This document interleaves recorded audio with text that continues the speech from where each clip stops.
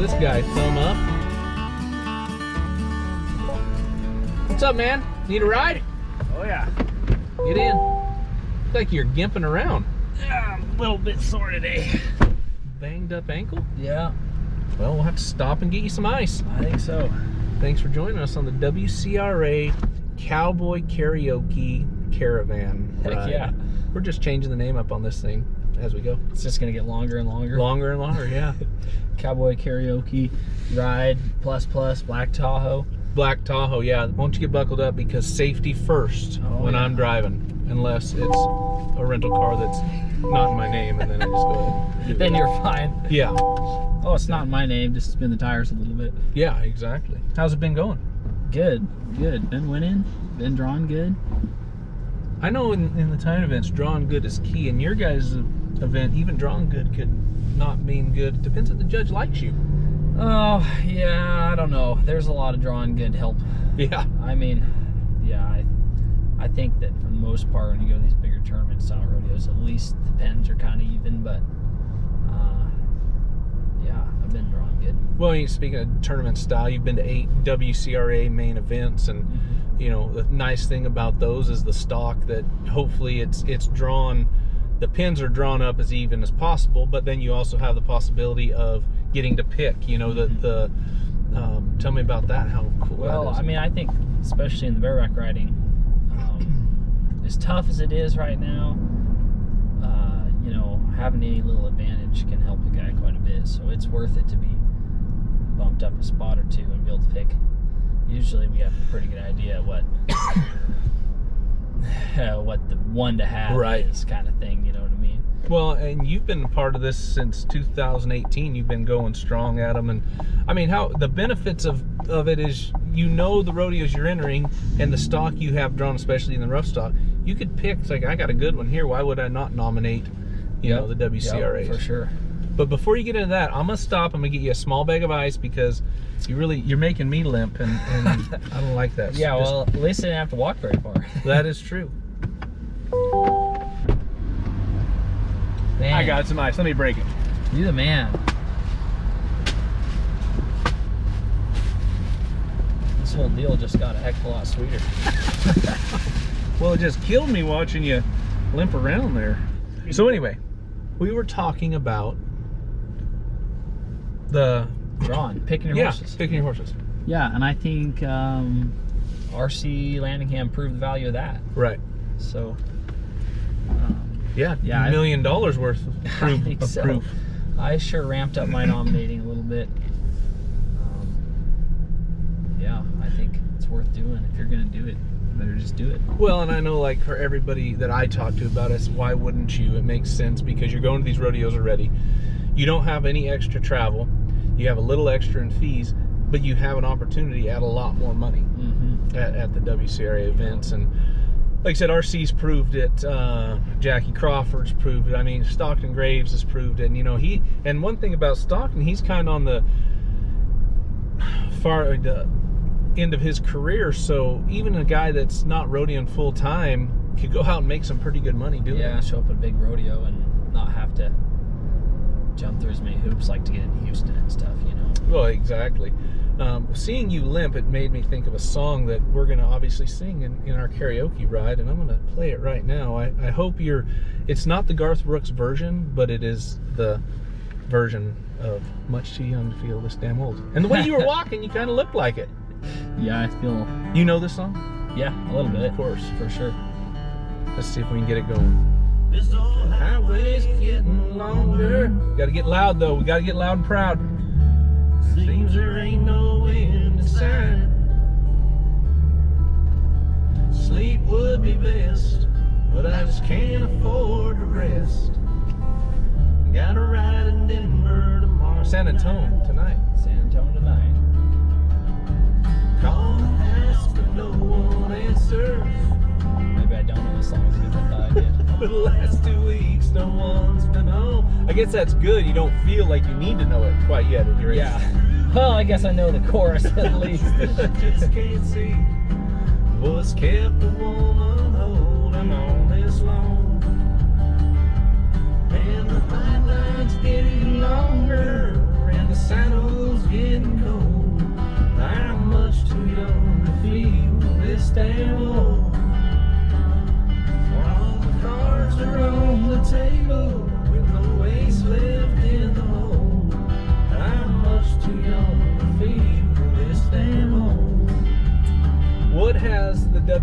done, I know, about 33,000 in earnings.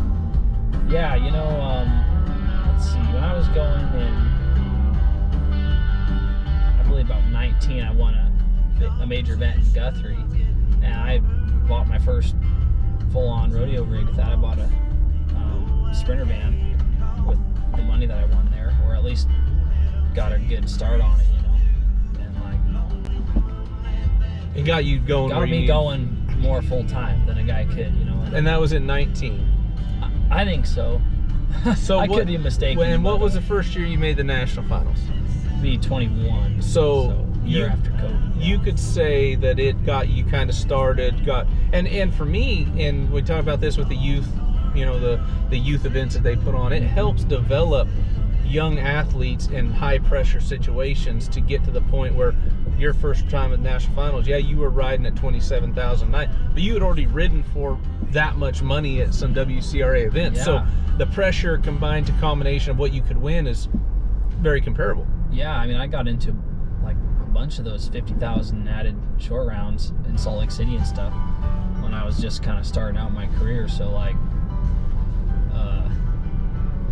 yeah, I mean, I'd nodded my head for a lot of money a couple of times, you know, and just getting into those really big coliseums and stuff. I mean, young guys even nominating amateur rodeos can get to some of these WCRA rodeos. So like, anything that's published. Mm-hmm. Yep. Well, and I mean, that again, that just goes to show you how important it is to the industry that they're doing what they're doing now, even more so with the purchase of the IPRA, the WCRA and IPRA joining up. Mm-hmm. More opportunities, maybe some more majors, more events that will be able to go forth, and also more cowboys, more contestants. Yeah, where's the new big one going to be? Because Salt Lake City's not a thing. Yeah, anymore. not Salt Lake City. It's in North Carolina. North Carolina, yeah. Yep. I've never even rodeoed there, so that sounds kind of, you know, I mean, I've been to a lot of different states, but I don't know. I've never rodeoed in North Carolina, so that sounds kind of fun to me. I like to travel somewhat anyway. Well, and it's cool, especially nowadays, walking through the airports and having a cowboy hat on, because it used to be several years ago you'd get scowled at with, you know, your hat on. Now with the change of, you know, Western perception with Yellowstone and everything else going on, these folks are kind of little different opinion about little it. different opinion to it. You know, cowboy's cool again, which is pretty awesome. And you know, for me, I'm on my way out, but your generation, my kids' generation, hopefully we can maintain that and Yeah, that'd be all right. keep it going. Yeah, it's funny how many people are like, oh, is Yellowstone real? Like, is that really what it's like? I'm like, yeah, we're basically mob people. We just kill people all the time. Yeah, right, exactly. Steal land and cattle and all that. What about this song? Little Josh Turner, Long Black Train. Go ahead and put on that singing voice for me. Let's draw the fans in. Yeah, draw the fans in. Well, it helps if I know what I'm singing. True. There's a long black train coming down the line, feeding off the souls that are lost and blind. Rails of sin. I don't know this one as good as you. You have to carry us. Watch out, brother, for that long black train. What is your style of music? What do you like the best? Oh, I listen to a lot of old country music. Usually the older the better. Right. Where they're not wearing skinny jeans? No skinny jeans. No, people listen to my music and they're like, what the heck are we listening to? But shoot, there's some stuff straight out of the 50s that I still listen to. There you go. And then, you know, you got your some 70s rock and disco thrown in there too, just to mix things up occasionally. But, Oh, disco. oh yeah. What's the disco? Let's hear a disco. Let me see. You can't sing disco music though, so. No, well, I can't sing any music, but Well, I like some electric light orchestra. Oh, yeah. That's pretty good. And then as far as rock, you know, you got to have a little Pink Floyd and you know, AC/DC. That's more like 80s and stuff like that. But well, I mean, AC/DC, let's face it, they're pretty hard to yeah, I mean, you beat. can't complain about AC/DC. No, anybody that complains about AC/DC needs to get punched in the mouth. In fact, In fact, if you listen to enough of it, you might punch him in the mouth. yeah. Exactly. You get those. Talk about those juices flowing. You know, AC/DC's hard to beat. We'll do one more of your songs because I know you got to pick your set list. Yeah, well, I didn't actually know what we were doing, so they were like, "Oh, just pick a couple songs." I was like, "All right." Oh, he didn't tell you we were singing along. He said, "We're gonna go get some ice." No, the ice was just the actual the boon of the program, I think. Right. At this point. What are the goals for this year coming into 2023? I mean, I'm trying to put together a big winter. You know, I'm starting to find out. I'm starting to get the rodeo figured out a little more, and I'm starting to figure out the winter time is the time to get ahead early. Take advantage. You know, take advantage of these big rodeos. Get ahead early. There we go. You know, win a bunch of money early in the season, and then you can take it a little easier over the 4th and stuff. And Right. I don't want to go live on the road for the entire 4th of July. Right. I'm not as old or not as young as I once was. You know, I don't want to go live on the road all of July and August. And so if I can just put a big winter together, then hopefully I won't have to. Of course, then you put a big winter together, and then you're up there high in the standings. I got to keep going. Start eyeballing that #1 spot, and then you really want to go. But that's a different rabbit trail, I guess, that I haven't went down. What about the quest for the Triple Crown Rodeo? We've seen RC Landing have Yeah, I'm in it now, you know. Well, he's probably watching, but don't tell RC. I'm kind of thinking maybe he let his guard down a little bit since he's filthy rich now. Maybe Right. he's not nominating quite as much. I haven't looked at the standings in a while, but I've been trying to get that #1 spot this segment, so we'll see how that goes. But, Well, and that's the. of course, he has deep pockets nowadays. Yeah, he can just dump it all back. Still into gotta it. win though. Even if you're nominating, you gotta win something to get the points. So. That's it. He get that #1 seed, get to pick your stock, and keep rolling from there. Yeah, which picking your stock, that is another can of worms.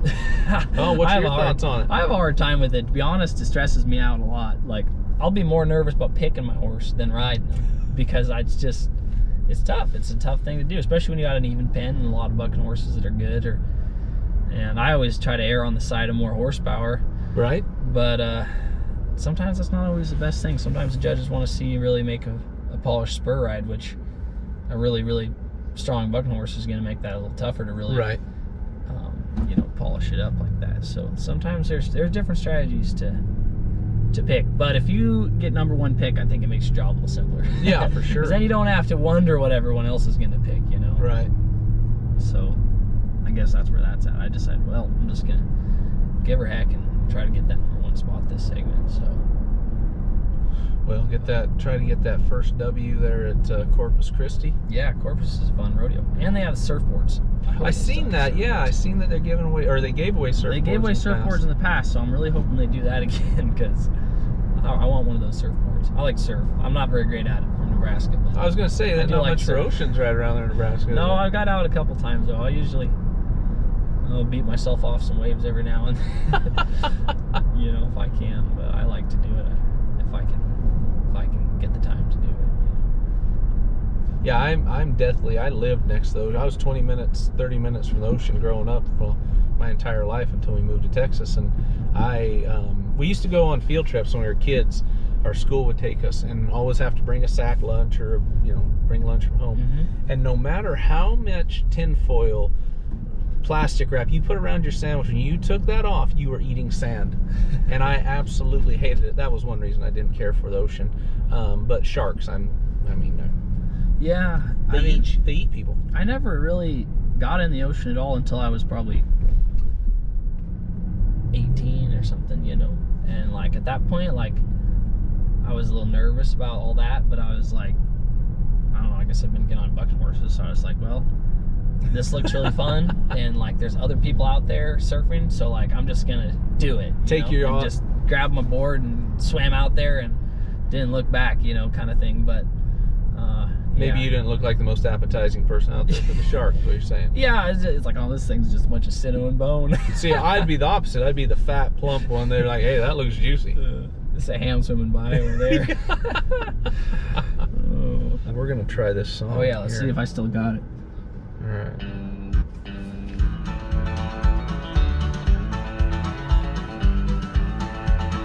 Yeah, this is one of mine. Well, I went down to the Grundy County auction. I saw something I just had to have. My mind told me I should proceed with caution, but my heart said go ahead and take a bid on that. And I said, hey pretty lady, won't you give me a sign? I'd give anything to make you mine, oh mine. I'll do your bidding and be at your beck and call. Yeah, I've never seen anyone looking so fine, man. I gotta have her, she's a one of a kind. I'm going once, going twice. I'm sold to the lady in the second row. She's an 8, she's a 9, she's a 10. I know she's got ruby red lips, blonde hair, blue eyes. I'm about to bid my heart goodbye. Ran out of air, didn't you? About to bid my lungs goodbye. Gotta get your breath. And the auctioneer was going about a mile a minute. He was taking bids and calling them out loud. And I guess I was really getting in it, 'cause I just shouted out above the crowd. And I said, hey pretty lady, won't you give me a sign? I'd give anything to make you mine, oh mine. I'll do your bidding and be at your beck and call. I've never seen anyone looking so fine, man. I gotta have her, she's a one of a kind. I'm going once, I'm going twice. I'm sold to the lady in the second black dress. Well, she won my heart, it was no contest. Ruby red lips, blonde hair, blue eyes. And I'm about to bid my heart goodbye. The love on the auction block and I hauled the heart away. We still love and laughing about the way we met that day. And I said, hey pretty lady, won't you give me a sign? I'd give anything to make you mine, oh mine. I'll do your bidding and be at your beck and call. Yeah, I've never seen anyone looking so fine, man. I gotta have her, she's a one of a kind. I'm going once, I'm going twice. I'm sold to the lady in the second row. She's an 8, she's a 9, she's a 10. I know she's got ruby red lips, blonde hair, blue eyes. And I'm about to bid my heart goodbye. I can't have enough air for that.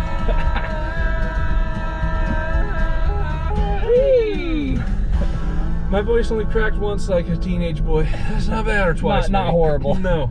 We got the lyrics 80%.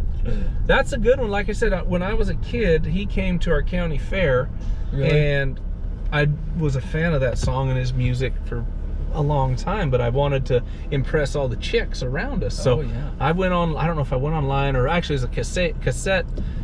Those old cassettes used to have the lyrics written on the inside. You probably don't even remember cassettes. I've used cassettes before. But did you, I mean, honestly though, it was more CD era kind of. Yes, definitely. Okay. But I did, I drove my grandma's Honda Accord for like a long time, and it had a cassette player in it. And the center console was full of cassettes, like old country cassettes, and a whole bunch of Louis L'Amour short story cassettes. Nice. Gold mine. I was like driving that thing to rodeos, and I'm like really bored, you know, and open the center console, I'm like, what are these? And I put them in as like friggin' Louis L'Amour short stories. So clutch. Yeah, that is freaking awesome. Yeah. Well, we're getting here to the rodeo grounds, and I've been dropping everybody off at the VIP limo entrance because, frankly, that's how you rodeo athletes should be treated. But now there's a line of cars. We may have to wait a little longer. We don't have to pay, unfortunately. I just drop you off and we go. As long as there's a limo here to take me, because I'm not walking very good. Yeah, no joke. No joke. Hopefully that ice is taking some of that heat down. She's still good down there. VIP limo area. Yeah. That's how I always show up. Well, yeah, I mean, that's how, you know. Take the limo. That's how we roll. Have you had much success here at Santone? Yeah. I was 4th or 5th in the finals last year, and I think I've made the finals here every year I've ever been in it. Nice. Well, right here, VIP entrance. Good luck to you, and thanks for riding along. Thank you. You bet, bud. Heck yeah. Stick it on for the ice. You bet.